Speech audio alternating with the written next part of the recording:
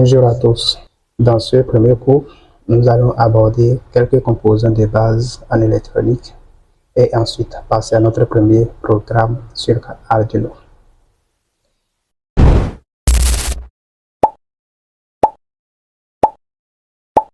Donc commençons par la résistance. La résistance, c'est un composant électronique qu'on trouve quasiment dans presque tous les circuits électroniques.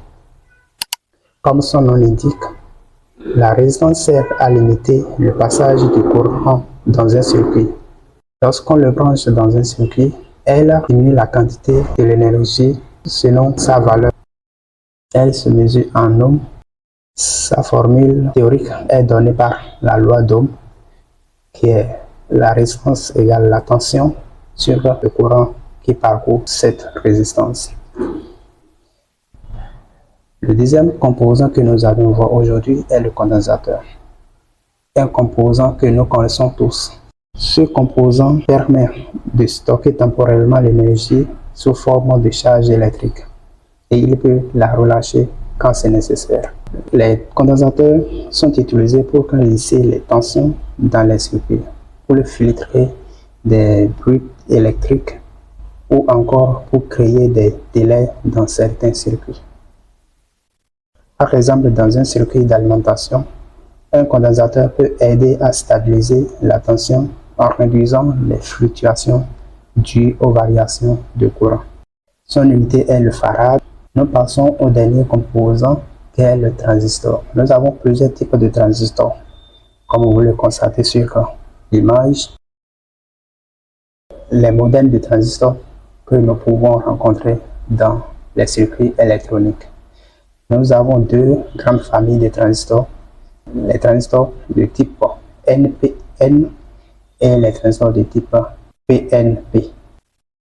Nous avons maintenant vu quelques composants de base en électronique. Passons maintenant à notre premier code sur Arduino. Pour cela, je vous présente ce que c'est que Arduino. Voici la carte Arduino. Ici, j'ai l'Arduino Uno, un modèle très utilisé. Nous allons ensemble voir sa présentation détaillée. La carte Arduino Uno comporte un microcontrôleur, 14 pins numériques qui comptent de 0 à 13, une pin à côté de ces 14 pins qui est GND, un bouton reset qui permet de réinitialiser le programme, un port USB qui sert à transférer le programme de l'ordinateur vers la carte, un régulateur de tension pour que l'alimentation de la carte, un port externe pour une alimentation externe. Nous avons là la tension de 5 volts que nous allons utiliser pour alimenter notre circuit.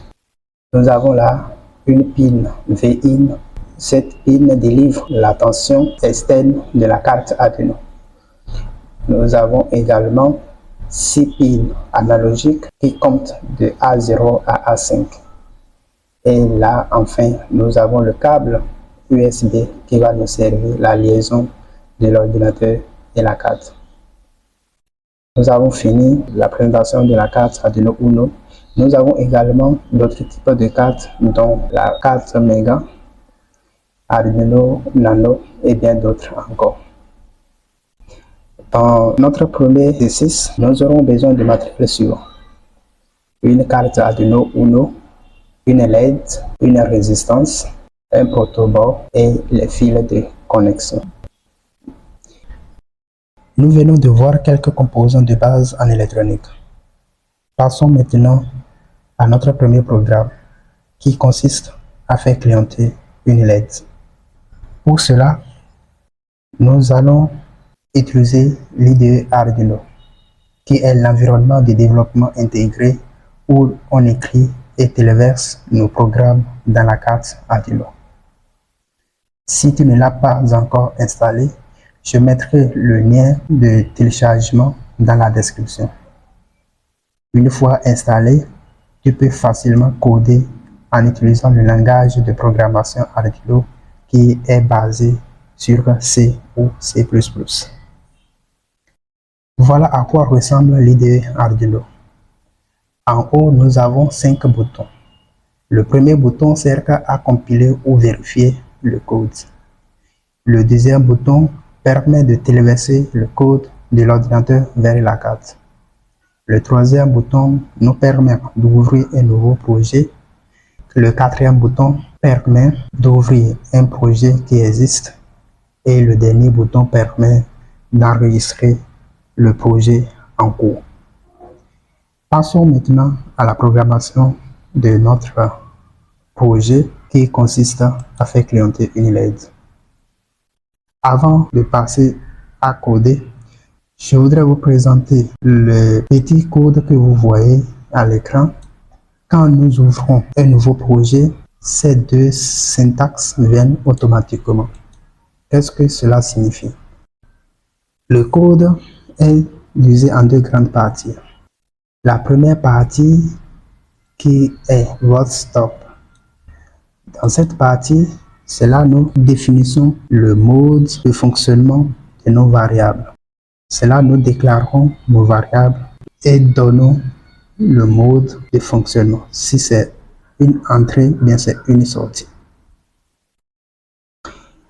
Dans la deuxième partie, qui est votre loop, comme son nom l'indique, c'est une partie qui fonctionne en boucle.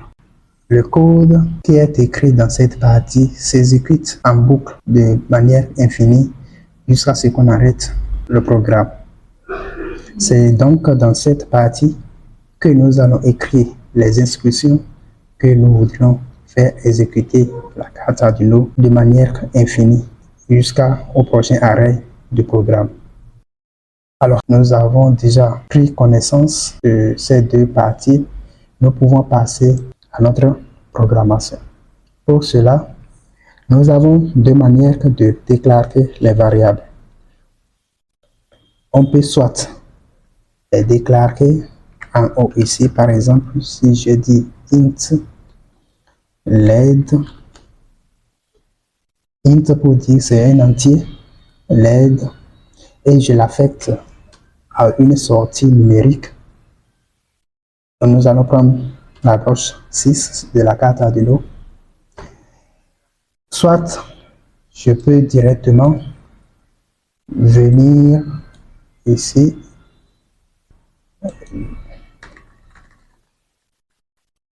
soit je peux ne pas la déclarer et je viens directement ici. Je dis pin mode, j'appelle la syntaxe pin mode pour donner le mode de fonctionnement de la broche. Pin mode, j'ouvre la parenthèse, maintenant j'appelle la broche que je vais utiliser qui est 6 et je mets output. Output pour dire que c'est une sortie. Maintenant, quand le code va être long, c'est mieux de déclarer les variables, toutes les variables qu'on aura besoin dans le code en haut ici. Pour cela, je vous donne l'habitude de soit créer vos variables avant de les utiliser dans le code.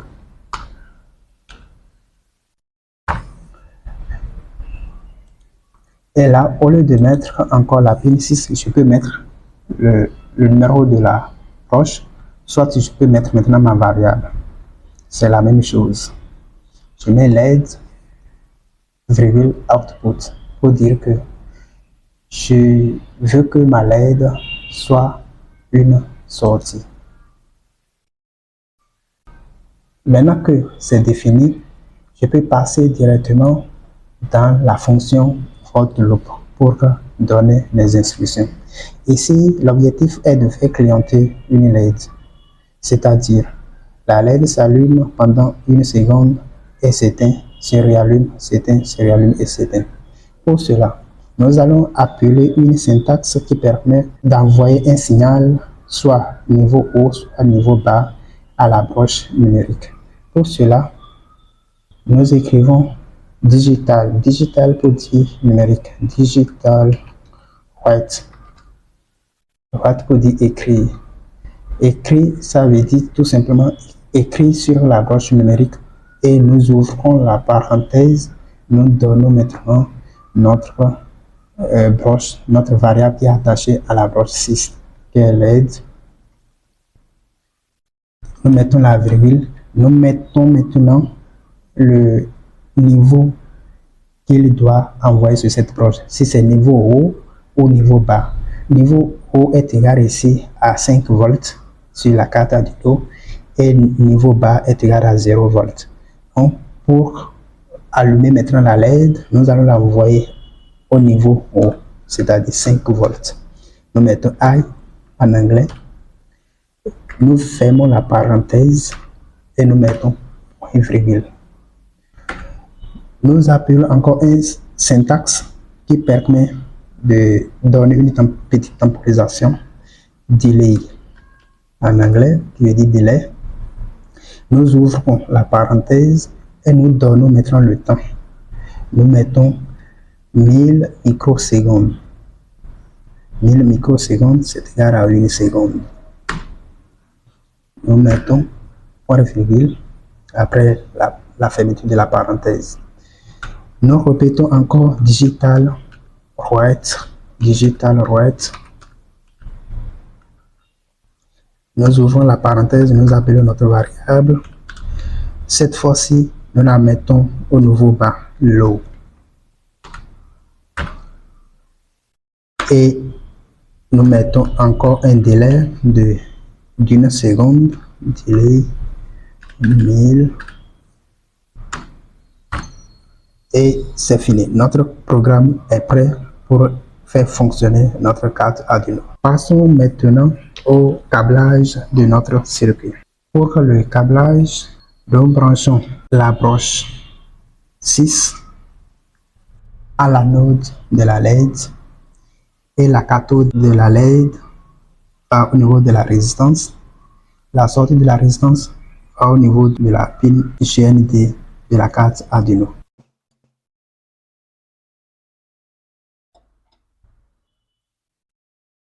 Une fois le câblage terminé, branchez la carte Arduino à l'ordinateur et nous allons maintenant téléverser le code. Avant de téléverser, nous allons vérifier s'il n'y a pas d'erreur. Lorsque nous appuyons, le programme nous demande si on veut enregistrer ce projet. On peut donner le nom au projet. Je vais mettre mon premier programme, mon premier code. Et on choisit le dossier dans lequel on veut l'enregistrer. Ici, moi, je vais le mettre sur le bureau et j'appuie sur enregistrer. Quand j'appuie sur enregistrer, le programme se charge de faire la vérification d'erreur. S'il n'y a pas d'erreur, nous allons téléverser le code. Au cas où il y aura d'erreur, nous allons la corriger ensemble.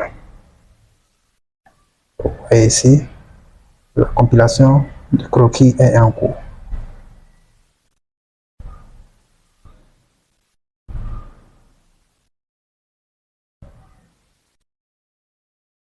Très bien.